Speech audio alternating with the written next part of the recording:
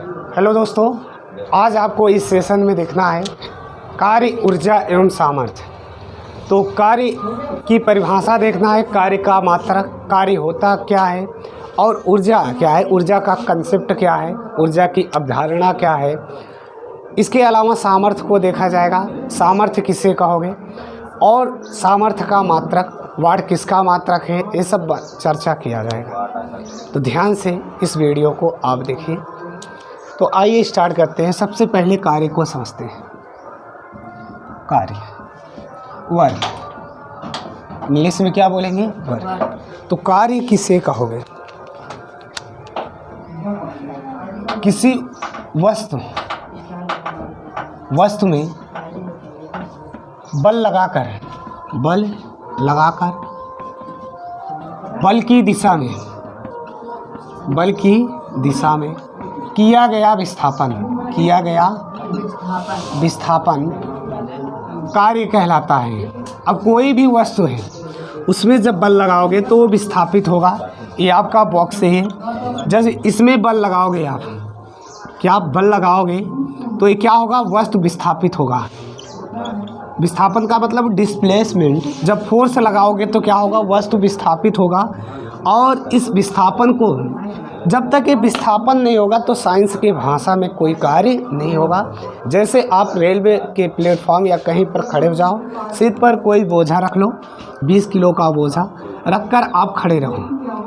क्या आप खड़े रहो और इसको पकड़े रखो, तो आप कोई कार्य नहीं किए। कार्य तब करोगे जब यहाँ से तुम कुछ ना कुछ विस्थापित हो गए। बाकी आप खड़े रहोगे तो कोई कार्य नहीं होगा, चाहे आपका गर्दन इधर से उधर ही हो जाए या अंदर घुस ही जाए। 1 घंटे खड़े रहोगे तो खड़े थोड़ी हो पाओगे 20 किलो लेकर, है ना। तो साइंस की भाषा में कोई कार्य नहीं होगा। कार्य तभी होगा आप जब विस्थापित करोगे। तो क्या दो बातें याद रखना है कार्य में, एक बल और दूसरा विस्थापन। तो बल और विस्थापन के गुणनफल को ही क्या कह दोगे, कार्य कह दोगे। या किसी वस्तु में बल लगाकर बल की दिशा में किया गया विस्थापन ही क्या कहलाएगा, कार्य कहलाएगा। तो इसे हटा देते हैं। अब आपको देखना है, या बल के अनुक्रमानुपाती होता है। मान के चलो कोई भी कार्य हो रहा है, या बल के क्या होगा, अनुक्रमानुपाती होगा। और उसमें जो विस्थापन होगा, विस्थापन के भी क्या होगा, अनुक्रमानुपाती। तो दोनों समीकरणों से देखना है, W proportional F into D हो जाएगा। W बराबर K F into D. D के एक समानुपातिक नियतांक है, तो K बराबर 1 रख दो, तो W बराबर हो जाएगा F इंटू डी। W बराबर क्या हो जाएगा, तो कार्य बराबर हो जाएगा बल गुणे विस्थापन। इसके पहले मैं बल को समझाया हूँ, वो वीडियो देखना चाहो तो देख सकते हो, प्लेलिस्ट में उपलब्ध है। तो बल का जो मात्रक होता है वो होता है न्यूटन। अब कार्य का मात्रक हम देखते हैं, तो कार्य का मात्रक देखने के लिए दिख रहा है कि नहीं दिख रहा है, तो बल का मात्रक न्यूटन और विस्थापन का मीटर, तो न्यूटन इंटू मीटर होगा। और इसी को क्या बोलोगे, जूल। इसी को क्या बोलोगे, जूल। एमकेएस पद्धति में देखोगे तो बल का पद्धति मैं 4 बताया हूँ, एमकेएस, एफपीएस, सीजीएस और क्या, एमकेएस और एसआई। क्या होगा, एसआई। तो एसआई या एमकेएस पद्धति में कार्य का मात्रक जूल और बल का मात्रक क्या होगा, न्यूटन होगा। ये सब बातें मैं पहले बता चुका हूँ, वो वीडियो देखना चाहो तो देख सकते हो। तो एमकेएस पद्धति में हो जाएगा किलोग्राम, मीटर एक पहले इसमें, और सेकेंड मीटर प्रति सेकेंड स्क्वायर, हाँ यही होगा। और सीजीएस में हो जाएगा, सीजीएस में हो जाएगा इसका ग्राम सेमी स्क्वायर। मीटर का सेमी हो जाएगा और ये सेकेंड स्क्वायर, तो ग्राम सेमी स्क्वायर प्रति सेकेंड स्क्वायर। मैं बोल रहा हूँ, दिख कम रहा है, लिख लेना। और वैसे अदर मात्रक की बात करें तो इसका जूल ही होगा। कार्य कौन सी राशि है? अदिश राशि है। तो कार्य अदिश राशि है। अदिश राशि, अदिश राशि का मतलब इसे व्यक्त करने के लिए सिर्फ क्या परिणाम की ज़रूरत होगा, दिशा का नहीं, दिशा का नहीं। चलो लिखना चाहो लिख लो। तो कार्य का व्यापक सूत्र देख लेते हैं। कार्य का व्यापक सूत्र, तो कार्य में अब कोई भी कार्य मान चलो दो वस्तु है ए और बी है, इसमें विस्थापन डी और इस पर बल क्या एफ लग रहा है। तो यदि यहाँ थीटा कोण बनाएगा, थीटा का मान देखो तीन कंडीशन देखना है, 0 भी हो सकता है, 90 भी हो सकता है, 180 भी हो सकता है। तो इसे तीन कंडीशन में देखना है। तो पहला थीटा का मान जब 0 रहेगा तो cos 0 का मान क्या हो जाएगा 1, cos 0 का मान 1।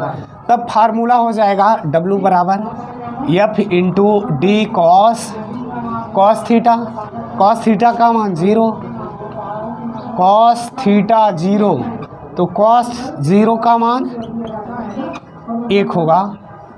तो यही फार्मूला हो जाएगा W बराबर ए।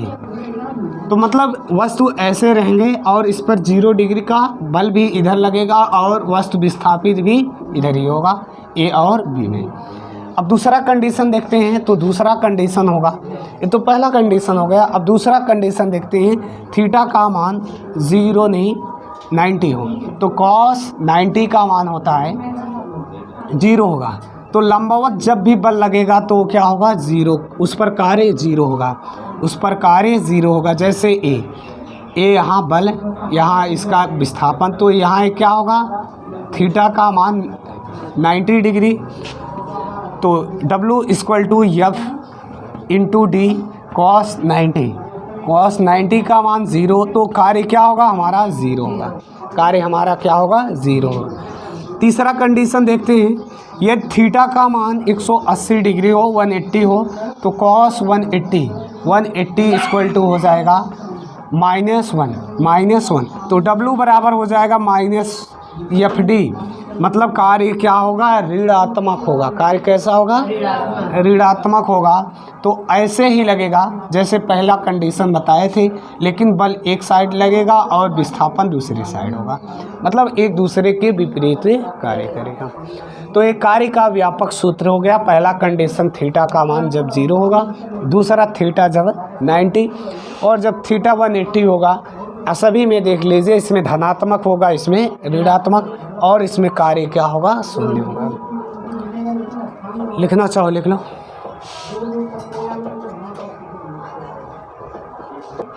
अब आपको देखना है कि 1 जूल बराबर क्या होगा, ये बहुत इम्पॉर्टेंट है। तो 1 जूल बराबर होता है 4.18 कैलोरी, ये होता है। यदि 1 कैलोरी बराबर पूछें तो 1 कैलोरी का मान हो जाएगा 1/418 जूल हो जाएगा। कहीं कहीं पर ये 4.2 भी लिखा रहता है, ये ध्यान देना क्या लिखा रहता है 4.2 पर। और 1 जूल बराबर CGS पद्धति में होगा 10⁻⁷ अर्घ, क्या होगा 7 अर्घ, या 1 अर्घ बराबर ये हो जाएगा 10⁻⁷ जूल। ये ध्यान देना, जैसे एक दिन में कितने सप्ताह होंगे तो 1/7 सप्ताह हो जाता है, ये उल्टा हो जाएगा। उस यहाँ ब्रेक करोगे, या अर्घ को ब्रेक किया मैंने, और ये जूल साइड आएगा तो माइनस हो जाएगा, ये लिख लो। अब आपको देखना है सामर्थ्य, क्या देखना है सामर्थ्य।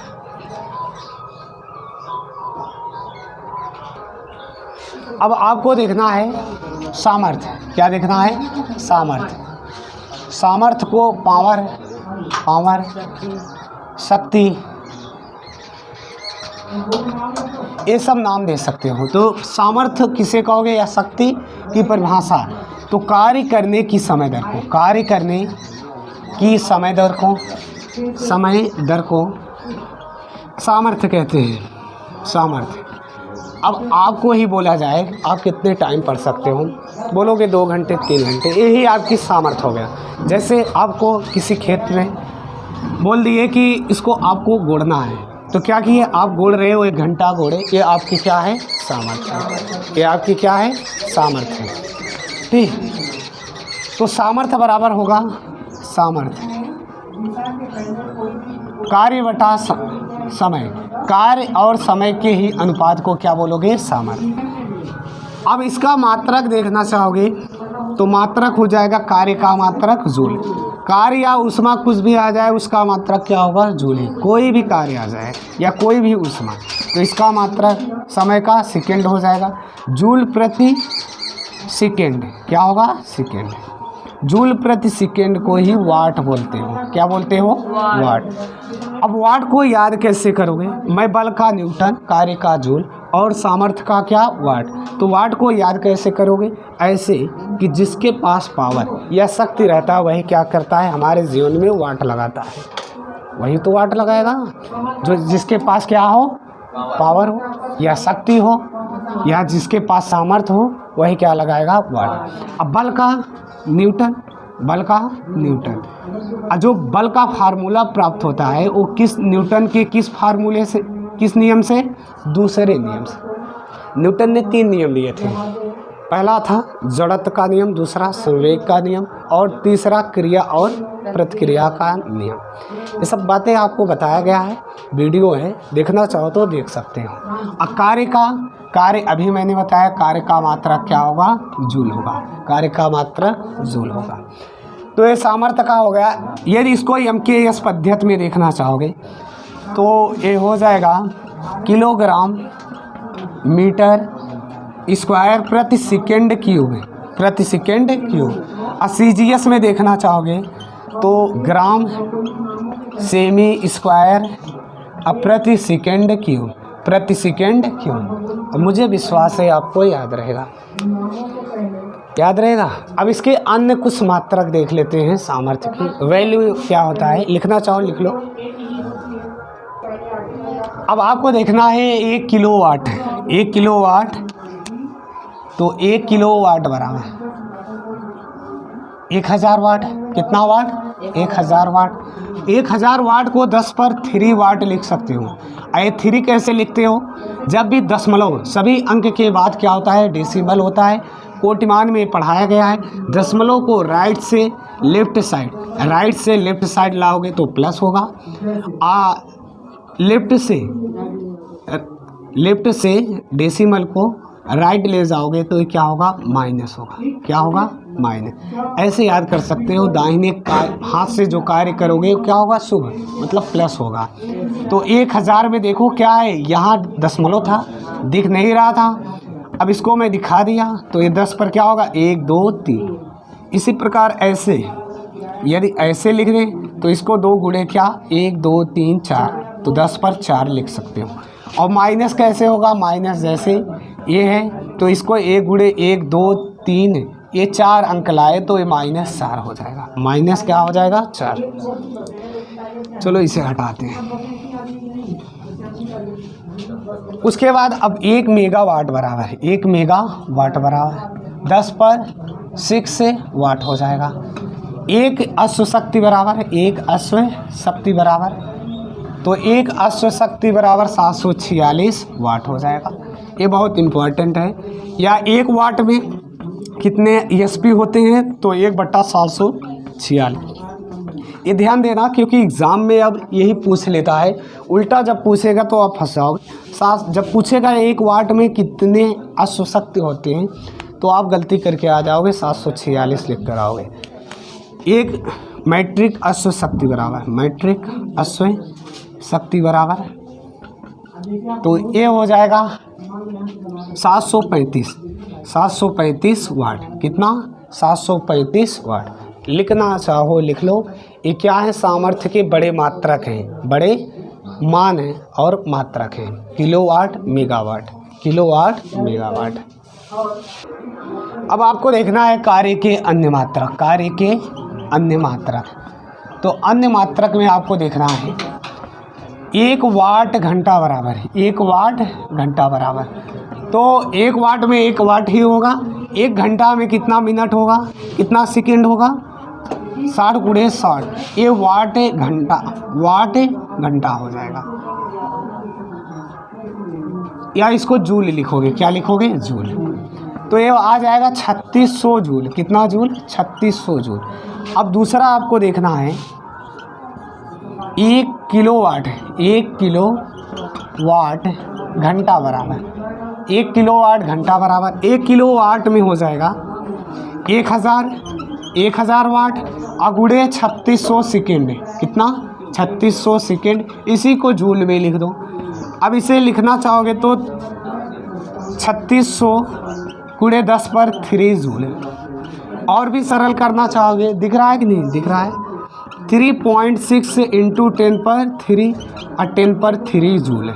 10 पर 3 जूल, तो 3.6 इंटू 10 पर क्या आ जाएगा? 6 जूल। ये आपका 1 किलोवाट घंटा बराबर है। ये डायरेक्ट याद भी कर सकते हो और समझ भी सकते हो। लिखना चाहो तो लिख लो, लिखना चाहो तो लिख लो।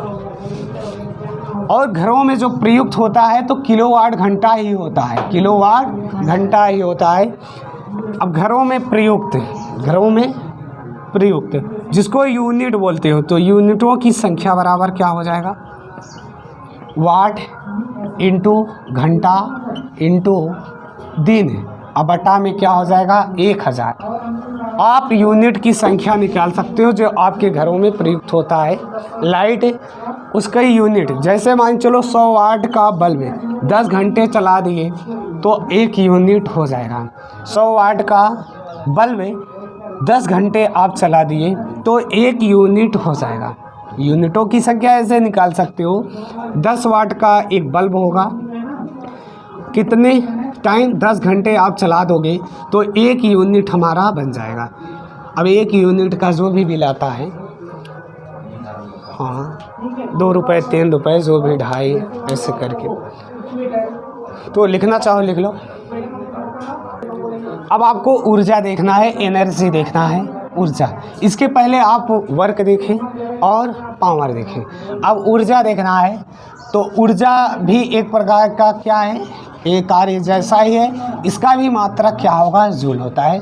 कोई भी ऊर्जा आ जाए, चाहे गतिज ऊर्जा आ जाए, गतिज ऊर्जा आ जाए, स्थितिज ऊर्जा आ जाए, स्थितिज ऊर्जा आ जाए, या कोई भी रासायनिक ऊर्जा, यदि ऊर्जा है तो उसका मात्रक क्या होगा?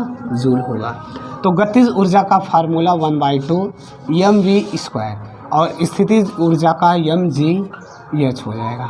mgh, यम क्या है? हमारा द्रव्यमान है। यम क्या है? द्रव्यमान है।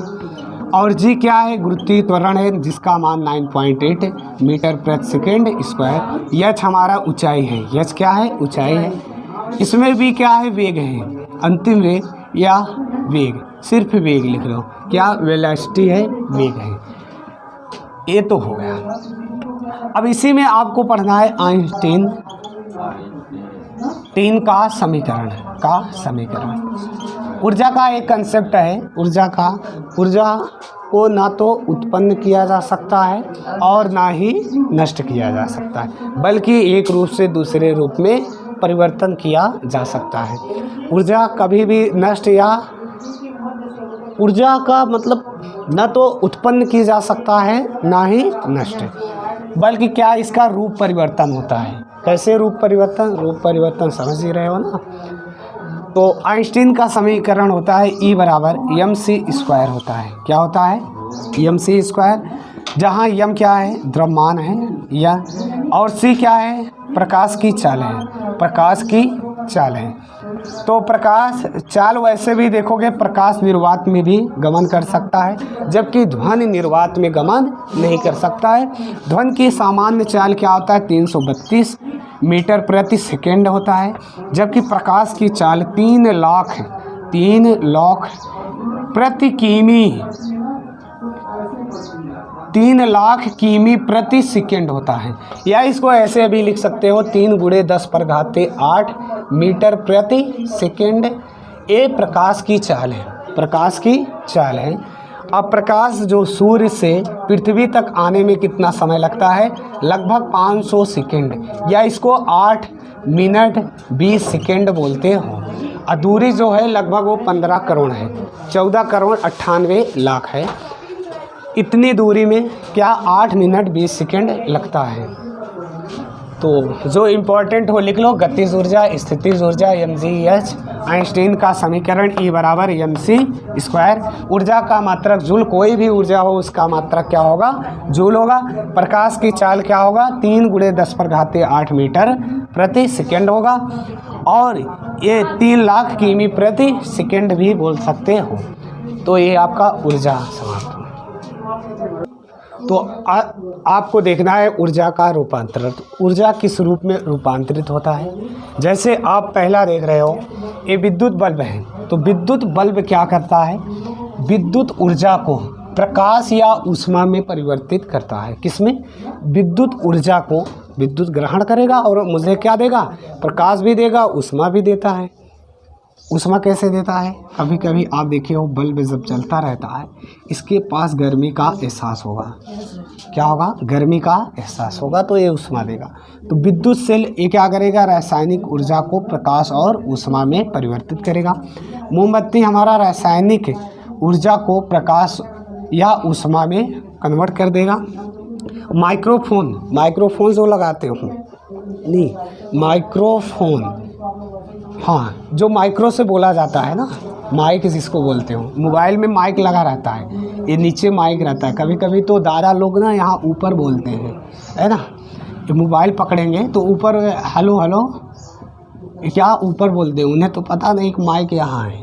माइक कहाँ है, वो समझते हैं यहीं से आवाज़ें हैं, ठीक, तो माइक यहाँ समझते हैं। तो माइक्रोफोन ध्वनि ऊर्जा को किसमें करेगा, विद्युत ऊर्जा में। लाउड स्पीकर जो आपका साउंड सिस्टम होता है, विद्युत ऊर्जा को किसमें, ध्वनि ऊर्जा में, मतलब ध्वनि प्रदान करेगा ना। ये माइक और जो बड़े बड़े से क्या माइक्रोफोन लगे नहीं रहते हैं, अरे ऐसे चोंगा जैसे, है ना, यहाँ यूनिट बनी रहता है, ये भी क्या है आपको, हाँ, विद्युत ऊर्जा को ध्वनि ऊर्जा में। और सितार क्या करेगा, यांत्रिक ऊर्जा को ध्वनि ऊर्जा में। सितार के अलावा चाहे जो भी बांसुरी आ जाए, कोई भी वाद्य यंत्र आ जाए, तबला या कुछ भी। पेट्रोल डीजल भाप ये क्या करेगा, ऊष्मा से यांत्रिक ऊर्जा में कन्वर्ट करेगा। ऊष्मा से किस में, यांत्रिक ऊर्जा में। नाभिकीय रिएक्टर नाभिकीय ऊर्जा को प्रकाश या यांत्रिक में। और डायनेमो क्या करेगा, गतिज ऊर्जा को विद्युत ऊर्जा में कन्वर्ट करेगा। तो आज के सेशन में बस इतना ही। नेक्स्ट वीडियो में मिलते हैं, तब तक के लिए जय हिंद।